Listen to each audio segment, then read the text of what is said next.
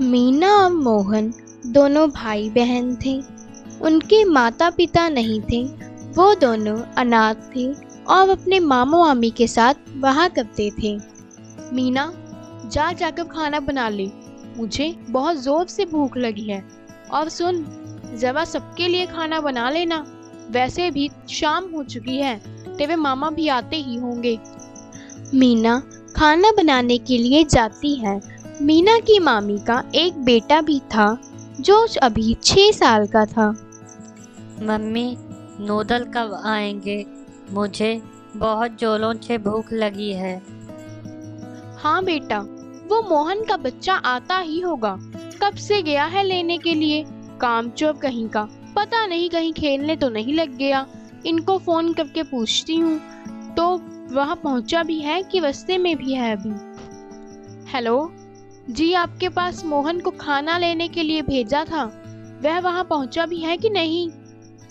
अरे हाँ हाँ, वो तो कब का निकल गया यहाँ से। वो अभी पहुँचता ही होगा, शायद कहीं रास्ते में खड़ा हो गया होगा। बाहर देखो तो सही, कितनी जोर से बारिश हो रही है। बारिश ही तो हो रही है। कौन सा माटी का ढेला है वो जो बारिश की बूंद पड़ने से गल जाएगा। कब से बड़ी जोर से भूख लगी है मेरे लाडले को। अब तो मुझे भी जोर से भूख लगी है। श्यामा देखती है तो मीना अभी भी वही खड़ी थी। अरे तू क्या मेरा मुंह देख रही है?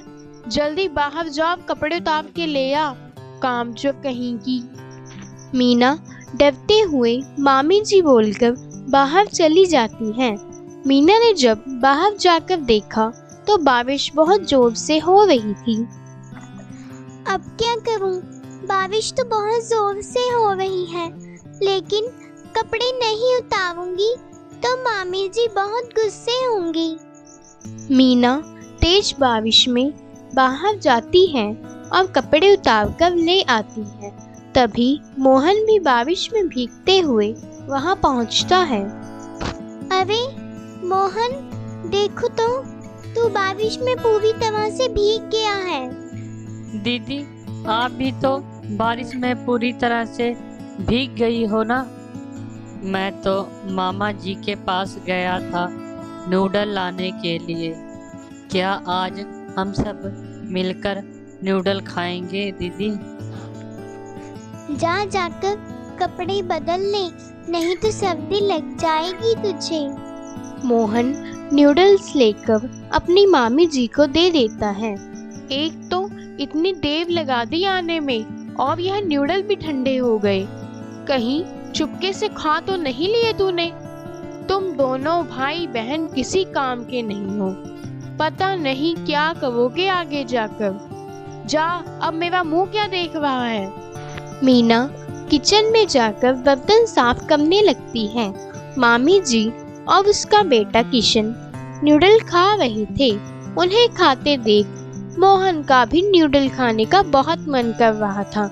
जब उसने थोड़े से नूडल मांगे तब, मामी जी, मुझे भी थोड़े से नूडल दे दो, बहुत जोरों से भूख लगी है मुझे।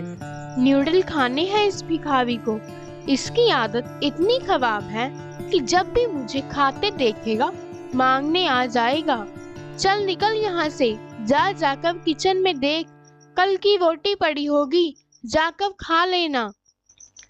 मामी उसे डांटकर भगा देती है। मोहन बाहर आकर रोने लग जाता है।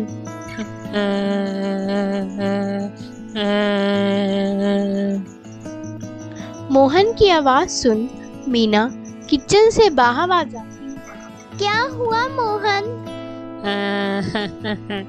दीदी, मुझे मामी जी ने मारा। मैंने उनसे थोड़े से नूडल ही तो मांगे थे। मामी जी, आपने मोहन को क्यों मारा?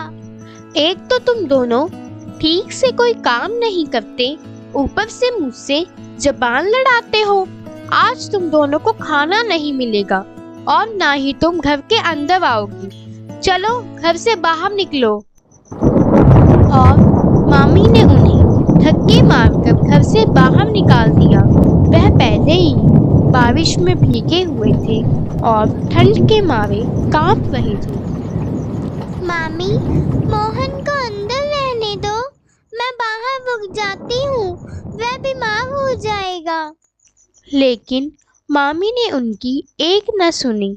वह घर के अंदर जाके घर का दरवाजा बंद कर लेती है। क्यों मारा था मोहन तुम्हें मामी ने?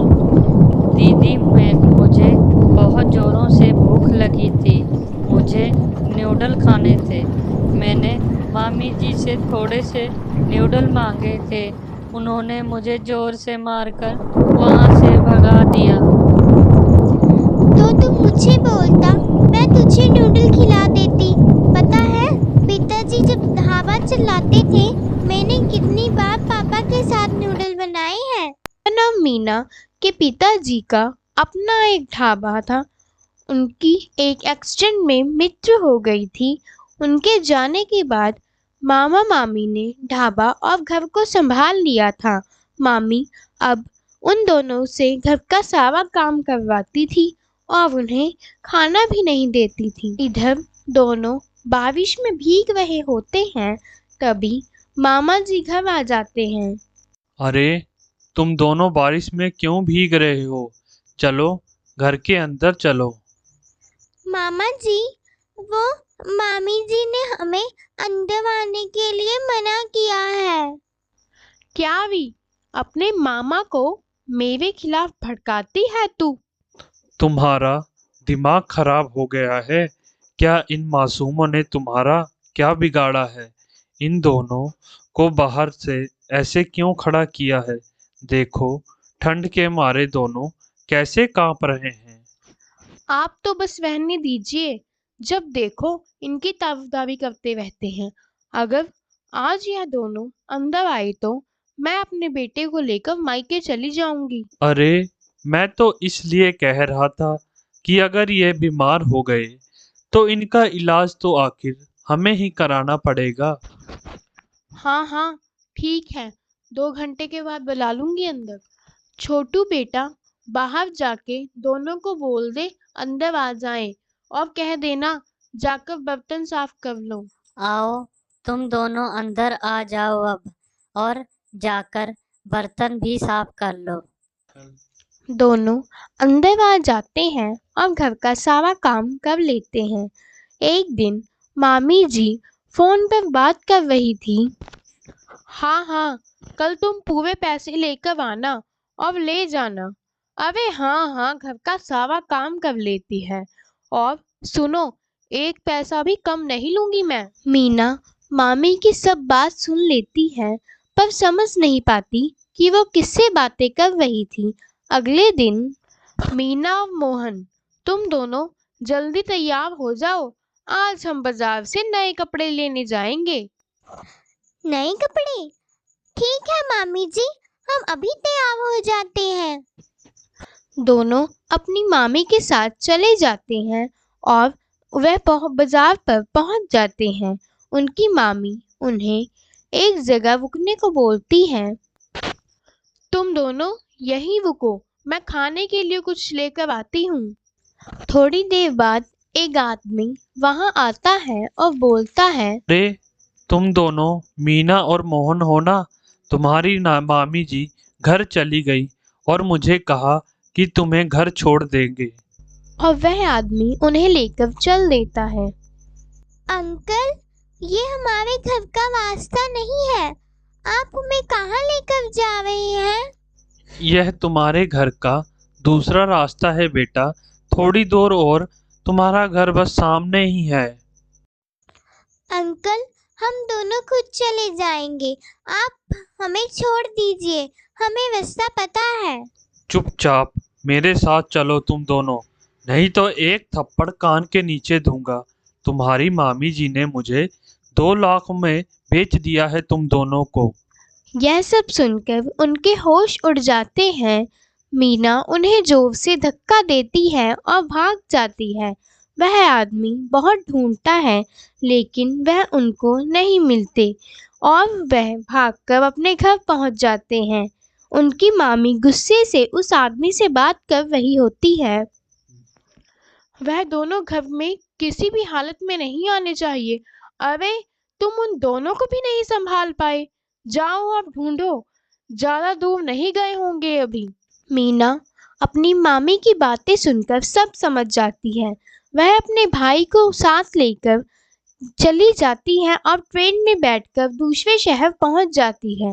दीदी, मुझे बहुत जोर से भूख लगी है। अब हम कहाँ जा रहे हैं? चलते चलते रात का समय हो गया था और रास्ते में उन्हें एक घर दिखता है। वह दोनों उस घर में चले जाते हैं। उस घर में एक बूढ़ा आदमी रहता था।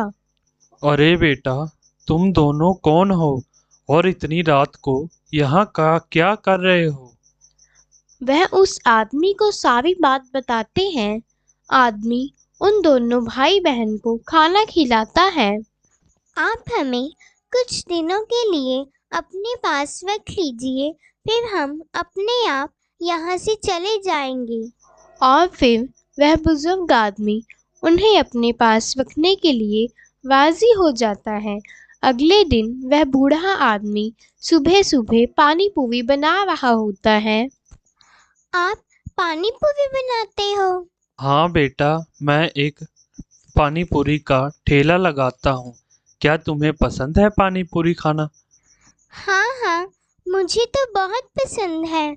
मैं भी पानी पूरी बना लूंगी। क्या आप मुझे पानी पूरी बनाना सिखा देंगे? हाँ हाँ, क्यों नहीं बेटा, मैं भी तुम्हें सिखा दूंगा। वह बूढ़ा आदमी उसे पानी पूरी बनाना सिखा देता है। अब मीना को भी पानी पूरी बनानी आ गई थी। क्या मैं भी आपके साथ पानी पूरी बनाकर बेच सकती हूँ? ठीक है बेटी, मैं तुम्हें एक काम करता हूँ कि मैं अपने ठेले के बगल एक ठेला तुम्हें किराए पर दिला देता हूँ और इससे तुम जो भी कमाना उससे थोड़ा थोड़ा किराए के रूप में देते रहना। ठीक है। अगले दिन मीना थोड़े से गोलगप्पे बनाती है और सारे बिक जाते हैं। अब लोगों को भी उसके हाथ के बनाए गए गोलगप्पे बहुत पसंद आते हैं। वाह, क्या पानी पूरी बनाई है बेटा तूने, खाकर तो मजा ही आ गया। कल से हमें और मेहनत करनी पड़ेगी और गोलगप्पे बनाने होंगे। ठीक है दीदी, कल से हम और भी मेहनत करेंगे। आज तो हमारी पानी पूरी बहुत जल्दी बिक गई। अगले दिन दोनों भाई बहन मिलकर और भी पानी पूरी बनाते हैं। अब अलग अलग टेस्ट के पानी भी बनाते हैं और बाजार में बेचने चले जाते हैं। धीरे धीरे उनके पास लोगों की लाइन लग जाती है। लोगों को उनके द्वारा बनाई गई पानी पूरी बहुत पसंद आती है और उनकी पानी पूरी की चर्चा पूरे शहर में होने लगती है। अगर आपको हमारी वीडियो अच्छी लगी तो वीडियो को लाइक करें और कमेंट करें। ऐसे ही इंटरेस्टिंग वीडियोस देखने के लिए हमारा चैनल कहानी गोकुल की सब्सक्राइब करें और फेसबुक पेज कहानी गोकुल की भी फॉलो करें। धन्यवाद।